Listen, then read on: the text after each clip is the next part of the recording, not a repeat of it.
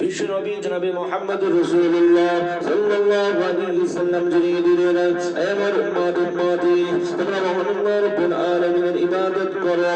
মহান আল্লাহ রাব্বুল আলামিন পৃথিবীর মধ্যে তোমাদেরকে যে আশা নিয়েছে, উদ্দেশ্য নিয়ে বানিয়েছে, সেই আশা আকাঙ্ক্ষা উদ্দেশ্য নিয়ে তোমরা আল্লাহর ইবাদত করো। আজ পৃথিবীতে এসে আমরা গুনাহের মধ্যে লিপ্ত হয়ে গেছি, আমরা পাপের মধ্যে লিপ্ত হয়ে গেছি। আল্লাহর হুকুমকে আদায় করি না, নামাজকে ছেড়ে দিই, রোজাকে ছেড়ে দিই, হজ ফরজ হয়ে গেলে হজকে করি না, যাকাত দিই না, দান সদকা কিছুই করি না। মহান আল্লাহ তাআলা বললেন, ওগো নবী, তোমার উম্মতকে তুমি জানিয়ে দাও, তারা যেন প্রত্যেক রাতে উঠে আমার কাছে ইবাদত করে, আমার কাছে চায়। প্রিয় নবী মুহাম্মদুর রাসূলুল্লাহ সাল্লাল্লাহু আলাইহি ওয়াসাল্লাম জওয়ানে জানিয়ে দিলেন, তোমরা আল্লাহর ইবাদত করো, আল্লাহ তাআলা তোমাদের সম্মান বানিয়ে দিবেন, তোমাদের সম্মান বানিয়ে দিবেন, তোমাদের সন্তান সন্ততিদেরকে মহান আল্লাহ রাব্বুল আলামিন উচ্চ মাকাম দান করে দিবেন। আজ আমরা সেই মহান রব্বুল আলামিনকে ছেড়ে আমরা দুনিয়ার পিছনে, দুনিয়ার চাকচিক্যে আমরা ঘুরে বেড়াচ্ছি।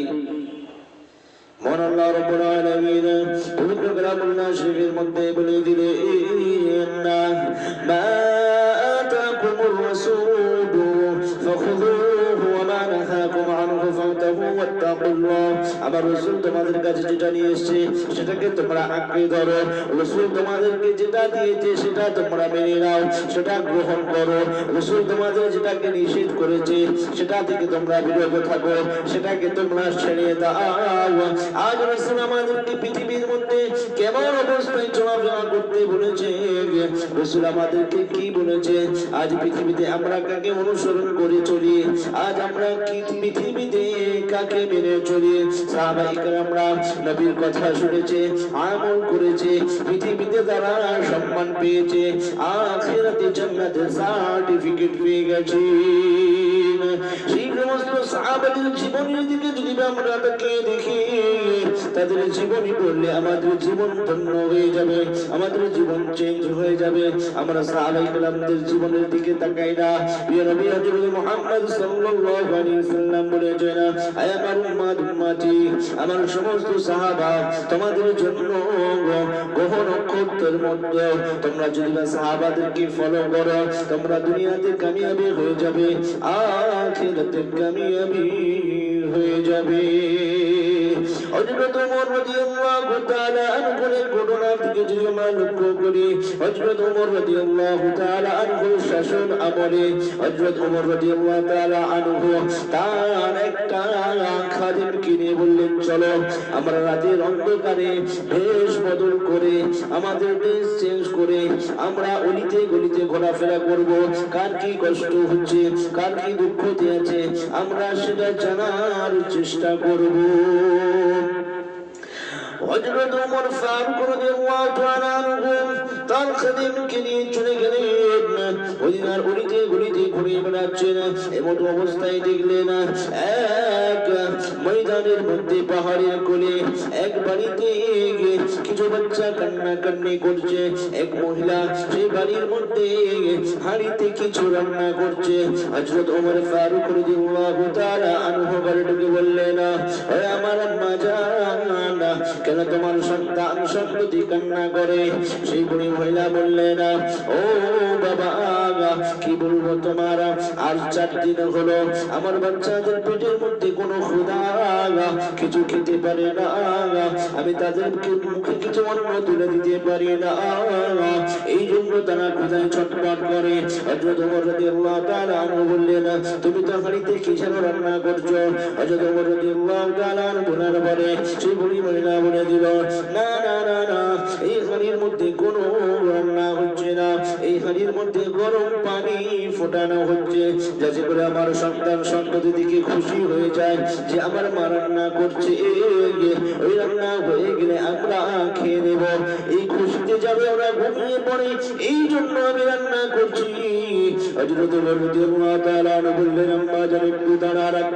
হযরত ওমর রাদিয়াল্লাহু তাআলা আনহু তার সাথে সঙ্গীকে নিয়ে ছুটে ছুটে চলে গেলেন।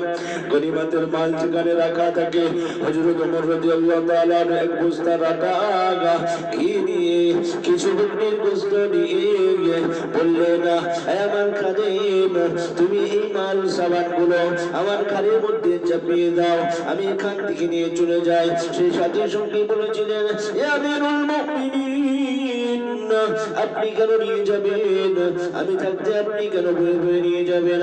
হযরত ওমর রাদিয়াল্লাহু তাআলা আনহু বললেন, না না না না, আজ দুনিয়াতে তুমি যদি আমার বোঝা বহন করো, কিয়ামতের দিনে কি তুমি আমার গুনার বোঝা বহন করবে না? তুমি দুনিয়াতে আমার বোঝা বহন করে নিয়ে যাবে, দুনিয়াতে তুমি আমার এই ভারী বোঝা নিয়ে যাবে, কিন্তু আখিরাতে কিয়ামতের দিনে হাসরের মাঠে যেদিন গুনার বোঝা দেয়া হবে, সেই দিন কি তুমি আমার গুনার বোঝা নিয়ে যাবে? সেই দিন আমার গুনার বোঝা তুমি নিয়ে যাবে না।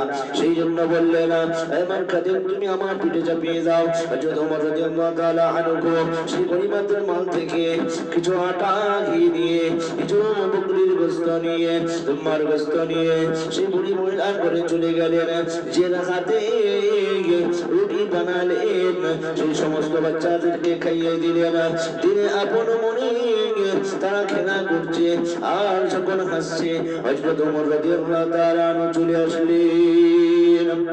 সেই বুড়ি মা জিজ্ঞাসা করলেন, ও বাবা আমি শুনেছি এটা ওমরের শাসন, আর যদি বাবা তোমার জায়গায় ওমর থাকতো কতই না সুন্দর হতো। হযরত ওমর রাদিয়াল্লাহু তাআলা আনহু বললেন, ও বুড়ি মা কালকে তুমি ওমরের দরবারে যাবে, সেখানে তুমি আমাকে দেখতে পাবে। তখন বুড়ি মা বলল, ও বাবা তোমার নামটা কি তুমি বলে যাও। হযরত ওমর রাদিয়াল্লাহু তাআলা আনহু বললেন, ওমর রাদিয়াল্লাহু তাআলা আনহু বললেন, ও বুড়ি মা তুমি ওমরের দরবারে যাবে, আমাকে তুমি ওখানে পেয়ে যাবে। সাহাবাদের আখলাক চরিত্র কেমন ছিল শাসন আমলে? যারা খেতে পায়নি তাদেরকে রাতের অন্ধকারে আধারে বেরিয়ে তাদেরকে খোঁজ খবর নিত। আজ দুনিয়ার নেতাদের যদি বা আমরা কথা বলে থাকি, তারা পায়ের উপরে পা দিয়ে ঘরের মধ্যে এসে ঘরে বসে থাকবে, ভোট নেওয়ার সময় মানুষের গলিতে গলিতে যাবে, মানুষের বাড়িতে বাড়িতে যাবে, বাপ দাদা বলবে, হাতে পায়ে ধরবে। যখন ভোট নেওয়া হয়ে যাবে, মানুষ যখন তার বাড়িতে যাবে, ঘরের দরজা বন্ধ করে দেবে। এটা সাহাবাদের আখলাক নয়। সাহাবাদের আখলাক ছিল যে মানুষের খোঁজ খবর নেওয়া। আজ আমাদের দুনিয়ার নেতা নাগরি, দুনিয়ার প্রধান, এদের কথা যদি আমরা বলতে যাই, এরা শুধু ভোটের সময় আসবে যখন, তখন আমাদের বাড়ির কাছে আসবে, বাদ বাকি আর আমাদের বাড়ির আশেপাশে এদেরকে দেখা যাবে না। সাহাবা ইকরামদের আখলাক দেখেন কেমন। সাহাবা ইকরামরা নবীর মুখ থেকে শুনেছে যে গরিব মিসকিনকে যদি আমরা দান করি, মহান আল্লাহ তাআলা আমাদের সম্পদের মধ্যে বরকত দান করবেন। মহান আল্লাহ রাব্বুল আলামিন আমাদের বাড়ির মধ্যে বরকত দান করবেন। সেই সমস্ত সাহাবারা নবীর কথা শুনে আমল করেছিল কেমন।